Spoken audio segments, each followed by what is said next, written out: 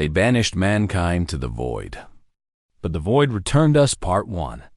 The exile. The great hall of the Galactic Concord was silent.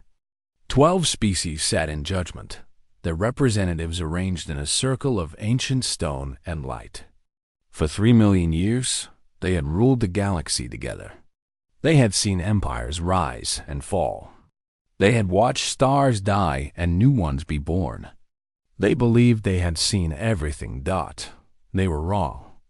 Ambassador Desik of the Vethrani stood at the center of the hall. His crystalline body caught the light and scattered it into rainbows across the walls. His voice was cold and hard, like ice breaking. "The evidence is clear," he said. "Humanity cannot be allowed to spread." On the viewing screens behind him, images played. Humans building. Humans fighting. Humans laughing and crying and creating things that made no sense. A species barely 10,000 years old, already reaching for the stars. Already asking questions that older species had learned never to ask. "They adapt too quickly," Desik continued. "Their biology changes in mere generations. Their minds create new ideas faster than we can study the old ones. They do not respect the natural order. They do not accept limits." The Korath Collective spoke next. Their representative was a single body controlled by millions of minds, and when it talked, 1,000 voices whispered beneath the words. "We have run the calculations. If humanity is allowed to grow, they will surpass us within 10,000 years. Within 50,000, they will be beyond our understanding entirely. This is not acceptable." The other species listened. Some were afraid. Some were jealous.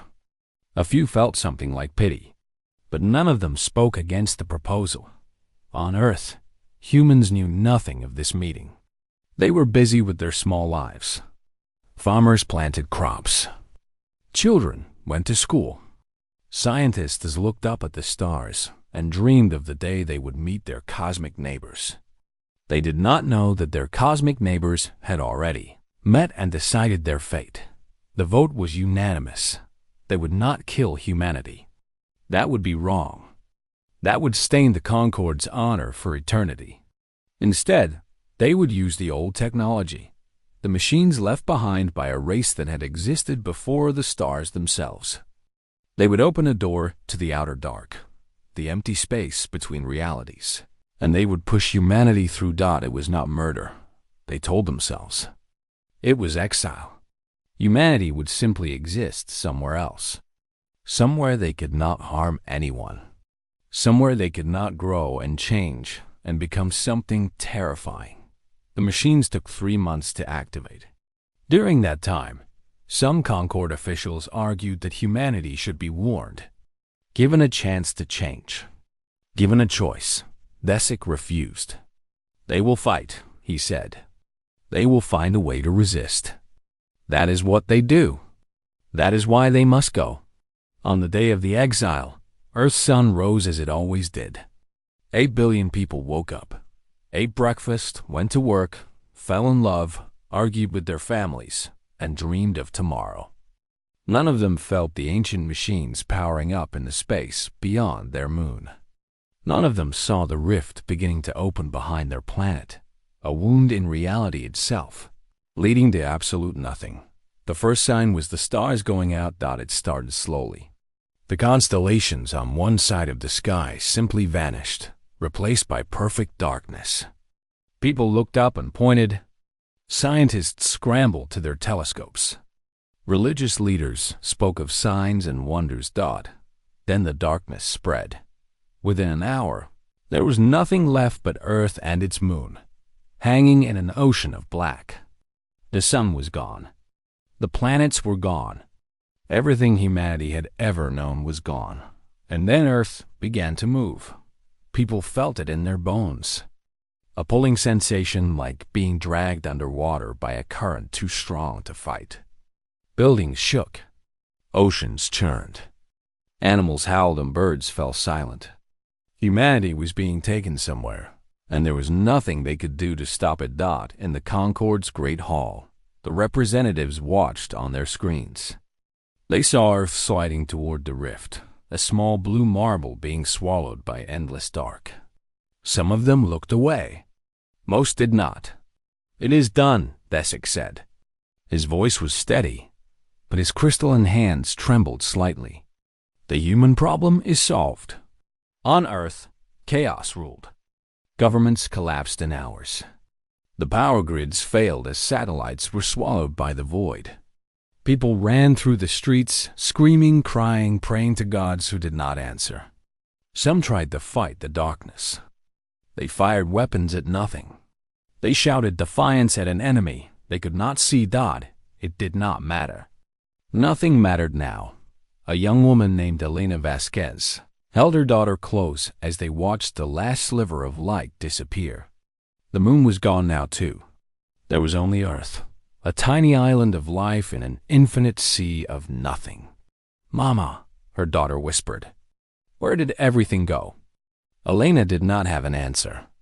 She could only hold her child tighter and watch as the darkness wrapped around them like a blanket. Like a grave, the rift closed behind them with a sound that was not a sound. Reality sealed itself, and Earth was gone from the universe that had birthed it. In the records of the Galactic Concorde, a new entry was made: Homo sapiens extinct. The elder species returned to their lives. They built new monuments and wrote new histories. They taught their children that humans were a cautionary tale, a species that burned too bright and too fast, a species that had been mercifully removed before they could harm anyone. They did not think about what they had done. They did not wonder what was happening on the other side of the rift. They believed the outer dark was empty. They believed nothing could survive there. They were wrong.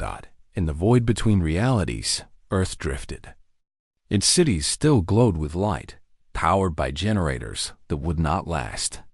Its people still lived, though many wished they did not. The darkness pressed against them from all sides, vast and cold and utterly alien. But even in their despair, even in their fear, humans did what humans had always done. They looked at the impossible situation before them. They felt the weight of eternal night pressing down. And somewhere in the hearts of 8 billion terrified souls, a spark of stubborn defiance refused to die. The universe had thrown them away. But humanity was not finished yet. They banished mankind to the void. But the void returned us. Part 2. The long dark, the first week in the void, was the worst week in human history. Without the sun, temperatures began to drop. Without satellites, communication broke down. Without hope, people broke down too. The suicide rate climbed so high that governments stopped counting. Cults formed overnight, promising salvation or damnation. Riots burned through cities but could not afford to lose a single building. Humanity was dying, not from the cold or the dark, but from despair. Elena Vasquez watched her neighbors fight over canned food while her daughter slept in her arms. She had not eaten in 2 days. The power in her apartment building had failed, and the only light came from candles she had found in a drawer. Outside her window, there was nothing, not even stars. Just an endless, empty black that seemed to swallow everything it touched. She thought about giving up. Many had. The pills were in her bathroom cabinet. It would be easy. It would be peaceful. But her daughter shifted in her sleep, mumbling something about breakfast, and Elena felt something stir in her chest. It was not hope. Hope had died with the sun. It was something older, something harder. It was the same feeling her ancestors had felt when they crossed oceans and climbed mountains and walked into wildernesses that should have killed them. It was stubbornness. Pure, human stubbornness. She was not going to die in the dark. Not today. Not ever. Around the world, others felt the same spark. Scientists who had spent days crying in corners picked up their instruments and started measuring the void. Engineers who had given up on everything began building again. Leaders who had hidden from their people stepped back into the light and started organizing. Dr. Yuki Tanaka was the first to notice something strange. The void was not empty. It was not made of nothing. It was made of potential, raw, unformed reality, waiting to be shaped. When she ran tests, the results made no sense. The laws of physics she had studied her entire life did not work here. Or rather, they worked differently. They were flexible, negotiable. She published her findings on what remained of the internet. Within days, other scientists confirmed her results. Within weeks, the first experiments began. A man in Brazil discovered that if he concentrated hard enough, he could make light appear in his hands. It was weak and flickered constantly, but it was real. A woman in Japan found that she could pull water from the void itself, clean and pure. A child in Nigeria, barely 7 years old, learned to float a few inches off the ground because nobody had told her it was impossible. The void was responding to human will, human belief, human stubborn refusal to accept that something could not be done. It was not magic. The scientists were very clear about that. It was simply a different set of rules, and humanity was learning to use them. The void was like clay, and human minds were the hands that shaped it. Alana watched her daughter learn to create flowers from nothing. Pink and yellow petals that glowed with soft light, growing from soil that did not exist. It was the most beautiful thing she had ever seen. Years passed. Then decades. Then generations. The humans who had been born in the void were different from their parents. Not monstrous. Not broken. Simply adapted. Their eyes could see in spectrums that had no names. Their lungs could breathe the thin nothing between thoughts. Their minds could touch the fabric of the void and reshape it with a gesture. They called themselves the Returned, though they had not returned anywhere yet. The name was a promise, a declaration of intent. They would go home, someday, somehow. Cities rose in the endless dark. Not cities of stone and steel, but cities of will and light. Towers that spiraled upward into nothing. Bridges that connected places that did not exist. Gardens where plants grew from pure imagination, tended by people who had learned to love the dark. Earth was no longer the only home. Humanity spread outward, building stations and habitats in the void, connected by pathways that only made sense if you stopped trying to understand them. The population grew. The technology advanced. The old ways of thinking fell away, replaced by new ideas that would have seemed insane 100 years before. Elena lived to see her grandchildren born. She watched them play in gardens of light, laughing and running through flowers that existed only because someone had dreamed them. She watched them grow up strong and strange and beautiful, children of the void who feared nothing. She died at the age of 93, surrounded by her family in a house that floated among structures of impossible geometry. Her last words were simple. "Tell them we remember." Her granddaughter, Kira Vasquez, carried those words with her. She became an engineer, one of the best the Returned had ever produced. She studied the void, mapping its currents and eddies, searching for patterns in the chaos. She was looking for something. Everyone knew it, though she never said what. She found it on her 32nd birthday. Deep in the void, far from Earth and its glowing cities, Kira detected an echo, a vibration in the nothing. It was faint, almost impossible to sense, but it was there. A scar in reality. A wound that had never fully healed. The rift. The doorway through which humanity had been thrown 300 years before. Kira spent 5 years studying the echo. She built machines to amplify it. She developed theories to explain it. And finally, she found a way to reopen it. To go home. She presented her findings to the Council of the Returned, the governing body that had emerged from the chaos of exile. They were skeptical at first. Many believed the old universe was better left behind. Humanity had built something new here, something strange and wonderful. Why risk it for a place that had thrown them away? But Kira was stubborn. Like her grandmother, like all humans. They threw us into nothing, she said, standing before the council. Her voice was calm, but her eyes burned with a fire that had never died. They thought we would disappear. They thought we would break. But we learned to shape the nothing. We learned to build from emptiness. We learned that the void is not a prison. It is a door. She pointed at the screen behind her, showing the scar in reality, the pathway back to everything they had lost. They did not consider that nothing might throw us back. The council voted. The decision was unanimous. It was time to go home. They banished mankind to the void. But the void returned us. Part 3. The first whisper. Galactic Concord had forgotten humanity. 300 years was a long time, even for species that lived for millennia. The records still existed, buried in archives that nobody visited. But the story had changed. Now, humanity was a myth. A warning. A tale told to children about what happened to species that grew too fast and burned too bright. Ambassador Desic was old now. Ancient, even by Vethrani standards. His crystalline body had grown dull, and cracks ran through his form like the lines on an old man's face. He was the last surviving member of the council that had voted for humanity's exile. He did not think about that vote anymore. He had not thought about it in decades. Then the whispers began. The first report came from a mining station on the edge of Concord space. Workers had seen something in the shadows. Figures that moved wrong. Shapes that did not belong.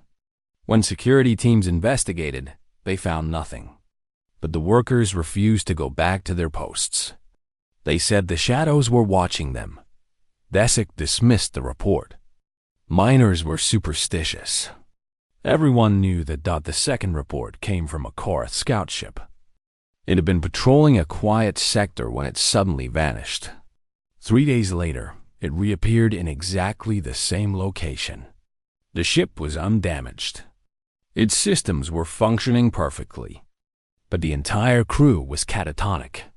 They sat in their chairs, eyes open but seeing nothing, repeating a single phrase over and over. The phrase was in an ancient language, a dead language. The translators took hours to identify it. It was English. Old Earth English. The crew was saying, "We remember." Desic felt something cold move through his crystalline heart when he read that report. Something he had not felt in 300 years. Fear. More reports followed. Ships disappearing and reappearing. Stations experiencing unexplained power failures. Communication systems picking up signals that seemed to come from nowhere. And always, the same message in 100 different forms. We remember. We are still here. We are coming home. The Concord's leadership dismissed the reports as malfunction and rumor. But Desic knew better. He had seen the rift close behind Earth. He had watched a whole world disappear into nothing. And now something was reaching back from that nothing. He began receiving messages on his private channel. His most secure channel, protected by encryption that should have been unbreakable. The messages contained things that no one else could know. Coordinates of secret installations. Names of officials who had supported the exile. Details of meetings that had happened 3 centuries ago. And always, a question at the end. Did you think the dark was empty? Desic did not sleep anymore. He sat in his chambers, watching his screens, waiting for the next message. His staff thought he was going mad. Perhaps he was. The final message came on a quiet evening. Desic was alone, staring out at the stars, thinking about choices made long ago. His screen flickered. A new message appeared. It was a photograph. For a long moment, Desic did not understand what he was seeing. It looked like a planet, blue and green and white, beautiful in the way that living worlds always were. But something was wrong. The planet was surrounded by structures that made no sense. Ships that seemed to exist and not exist at the same time. Buildings that folded in on themselves. Lights that burned in colors that had no names. Then he recognized it. Earth. Not the Earth he had exiled. That Earth had been a small, fragile thing barely beginning to reach for the stars. This Earth was something else entirely. This Earth had been transformed, evolved, ascended into something that Desik's ancient mind could barely comprehend. Below the photograph, 3 words glowed on his screen. "We are coming." Desik stared at those words for a long time. His hands trembled. His crystalline body made a sound like breaking glass. He had told himself for 300 years that the exile was mercy, that humanity would have destroyed themselves in the void, that he had done the right thing. Now he understood the truth. He had not destroyed humanity. He had simply given them time. Time to grow. Time to change. Time to become something that made even the elder species look like children playing with toys. And they were coming back. Desik called an emergency meeting of the Concord. He showed them the photographs. He showed them the messages. He showed them the reports of ships and stations, touched by something from beyond reality. The Karth Collective was the first to respond. Their 1,000 voices spoke as one, cold and calculating. "We should have destroyed them when we had the chance," others argued. Some wanted to negotiate. Some wanted to hide. Some simply could not believe what they were seeing. Humanity was dead. Humanity was a myth. Humanity could not be coming back. But Desik knew. He remembered the vote. He remembered the fear in that council chamber. He remembered thinking that humanity was too dangerous to exist, too unpredictable, too strange. He had been afraid of what they might become. Now he knew what they had become.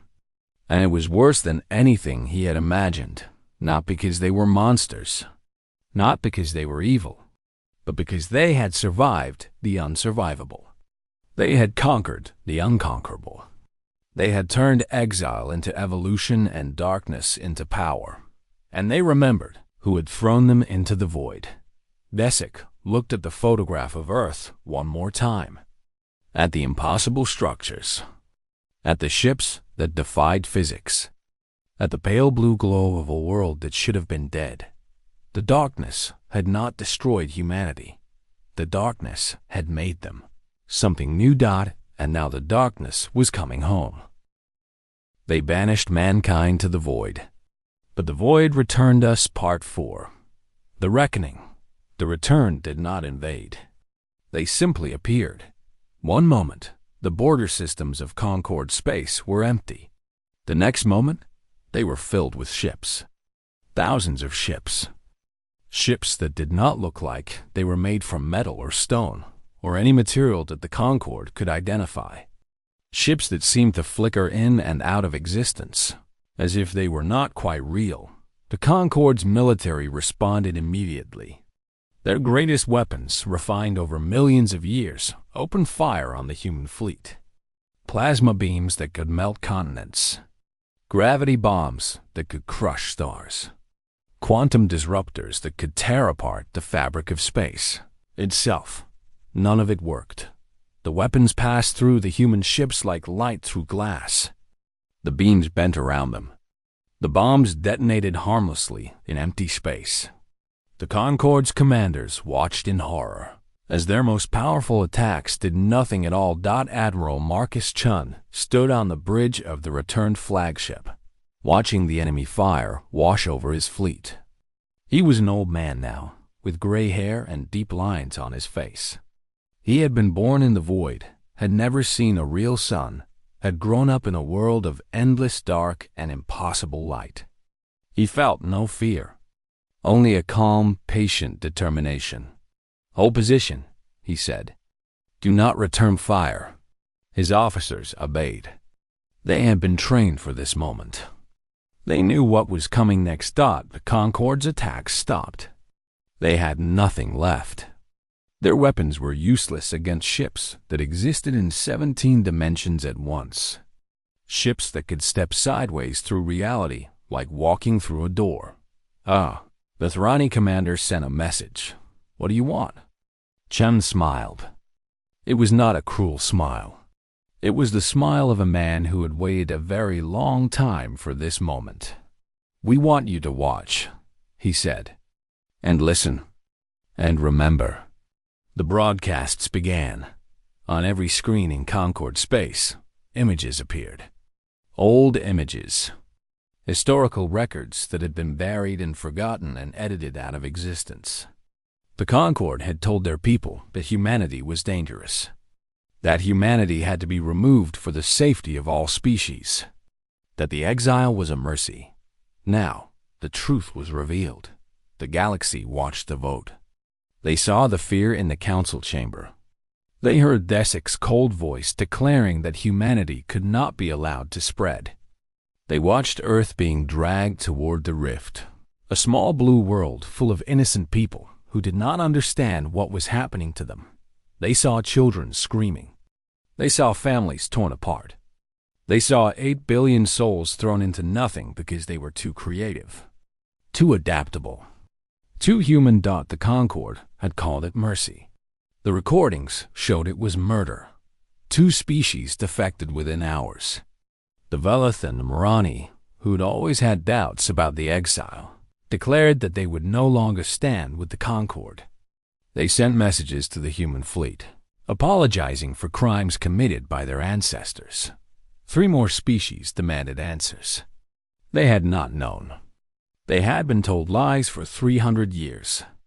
Their governments trembled as citizens demanded justice. The Vethrani and the Korath collective stood alone. They were the architects of the exile, the leaders who had decided that humanity must go. They had no allies now, only their weapons, which did not work. The Korath collective made one final attempt. Deep in their territory, hidden from Concord oversight, they had built a weapon of last resort. A planetary-scale device that could tear holes in reality itself. They had built it for emergencies. They had never imagined they would need it against a species they had already destroyed. They aimed it at the returned flagship. Chen watched on his sensors as the weapon powered up. He felt no worry. He simply nodded to his crew.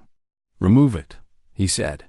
A human woman named Sarah, barely 20 years old, closed her eyes.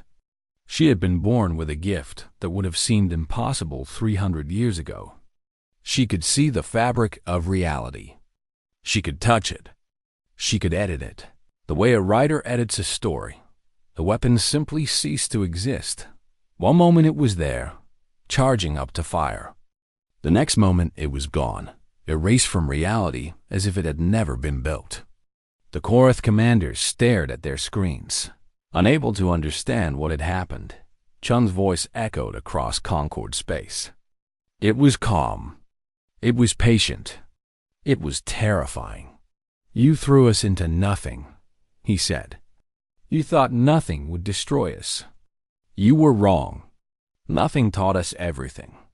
We learned to survive where survival was impossible. We learned to build where building was impossible.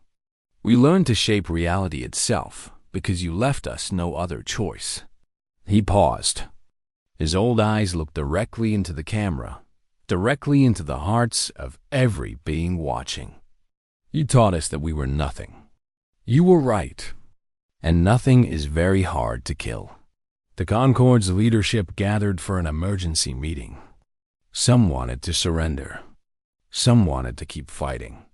The Korath still believed they could win if they just found the right weapon, the right strategy. Admiral Chun sent one final message.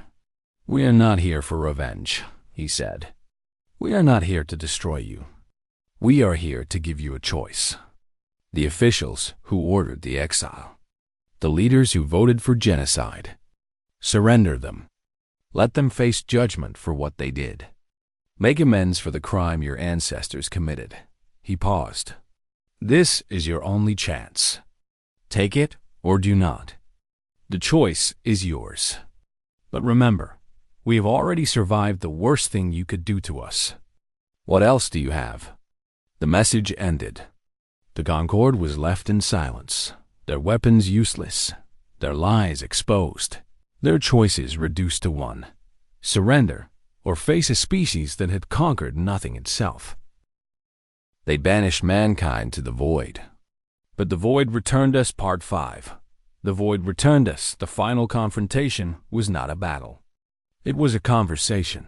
Kira Vasquez descended to the Vethrani homeworld alone. She was old now, her hair white and her face lined with years. But her eyes were still sharp, still burning with the fire that had driven her grandmother to survive the first dark days of exile. She walked through streets that had never seen a human. Vethrani citizens watched her pass, their crystalline bodies catching the light of their sun. Some were afraid. Some were curious. A few looked at her with something like shame. The council chamber was exactly as it had been 300 years ago. The same ancient stones. The same circle of judgment. The same seats where 12 species had once voted to destroy humanity. Now, only the Vethrani and the Korath remained. The other species had defected or declared neutrality. The great galactic concord was broken, shattered by the truth of what it had done. Ambassador Thesic waited in the center of the chamber. He was old beyond measure, his crystalline body cracked and dull. He had surrendered himself willingly. The Korath leaders had been captured. This was the end. One way or another, Kira stopped before him. For a long moment, they simply looked at each other. The architect of exile and the granddaughter of survivors. "I know why you're here," Thesic said. His voice was tired, broken. "I know what you want. Do you?" Kira asked. "Revenge. Justice. You want us to suffer as you suffered. You want us to feel what it was like to have everything taken away." He bowed his head. "I have lived with that guilt for 300 years. I have dreamed of your screaming children every night. If death is what you seek, I will not resist." Kira was silent for a moment. Then she did something that shocked everyone in the chamber. She laughed. It was not a cruel laugh. Not a mocking laugh. It was the laugh of someone who had heard a joke that took 3 centuries to understand. "You still don't understand," she said. "After everything that happened, after everything we became, you still think we're here for revenge." She walked past Thesic and stood at the center of the chamber, looking at the assembled representatives of the Concord. "Let me tell you what the Void taught us," she said. "Not power. We have power, yes. We can shape reality. We can walk between dimensions. We can do things that would have seemed like magic to our ancestors. But that is not the lesson." She paused, letting her words sink in. "The Void taught us what it means to have nothing. True nothing. No sun, no stars, no hope, just endless darkness and 8 billion people who were supposed to die." Her voice softened. "We should have died. We should have broken. We should have torn ourselves apart in despair and fear. But we didn't. Do you know why?" Nobody answered. Because we had each other. In the darkest moment of our history, when everything had been taken from us, we still had each other. Families held together. Communities formed. Strangers became friends. We found light in each other when there was no light anywhere else. She turned to face Thesic directly. "You threw us into nothing, and nothing taught us that the only thing that truly matters is what we choose to build. Not what we destroy, not what we conquer, what we build, what we create, what we give to each other." Thesic stared at her, confusion clear on his ancient face. "I don't understand. You have the power to destroy us. Why don't you use it?" Kira smiled. It was her grandmother's smile, stubborn, patient, full of a hope that refused to die. Because that's not who we are anymore. The Void changed us. It made us something new. And the thing it made us is not interested in revenge. She raised her hand, and suddenly the council chamber was filled with light. Images appeared in the air, floating around them like dreams made visible. Images of the void, but not empty anymore. Filled with structures, worlds, gardens of light growing in endless darkness. Dimensions that had been nothing, transformed into something beautiful. We learned to open doors, Kira explained. The void between realities is infinite. Countless empty dimensions waiting to be filled. We have already begun seeding them, creating new worlds, new homes, new possibilities. She lowered her hand. The images faded. We came back not for revenge, but to offer you a choice. Join us. Help us fill the infinite emptiness. There is room for everyone. Room for growth. Room for mistakes. Room for redemption. The Korath representative spoke, its 1,000 voices dripping with suspicion. Why would you offer this to us? After what we did? Kira looked at the creature that had voted to destroy her species. She felt no hatred, only a vast, patient compassion. Because you threw us into nothing, and we learned that nothing is just potential that hasn't been realized yet. She paused. Even you. The council was silent for a long time. Finally, Thesic spoke. His voice cracked with emotion. I have spent 300 years believing I did the right thing. I told myself that humanity was dangerous, that you would have destroyed everything. That exile was mercy. He looked at Kira, and for the first time in centuries, something like tears formed in his crystalline eyes. I was wrong. You were not dangerous. You were different. And I was afraid of different. He knelt before her, an ambassador of a species millions of years old, kneeling before the granddaughter of refugees. I do not deserve forgiveness. But if you are offering a chance to make amends, to help build instead of destroy, then I will take it. Whatever is left of my life, it belongs to your vision. One by one, the other representatives followed. Even the Korath, reluctantly, agreed. The alternative was to remain in a dying concord, surrounded by species that now knew the truth of what they had done. 1 year later, the first joint expedition launched. Human ships and Concord ships together, traveling into the void, toward a fresh dimension waiting to be filled. Kira stood on the observation deck of the flagship, watching the darkness spread before them.